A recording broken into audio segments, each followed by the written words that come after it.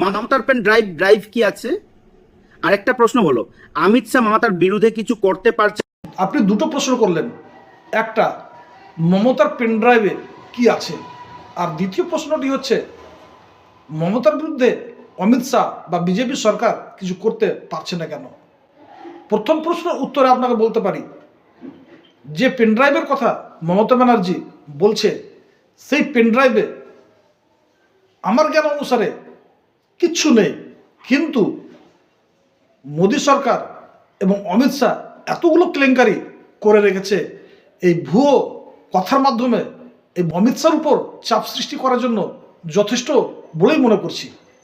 দ্বিতীয় প্রশ্নটা হচ্ছে মমতা ব্যানার্জির বিরুদ্ধে অমিত শাহ কিছু করতে পারছে না কেন। আপনাকে এই কথাটা মনে রাখতে হবে, মমতা ব্যানার্জি বিজেপির সাথে আরএসএস এর সাথে অনেকদিন ঘর করেছে। বিজেপির কৌশল, বিজেপির আদর্শ মমতা ব্যানার্জির না জানার কথা নয়।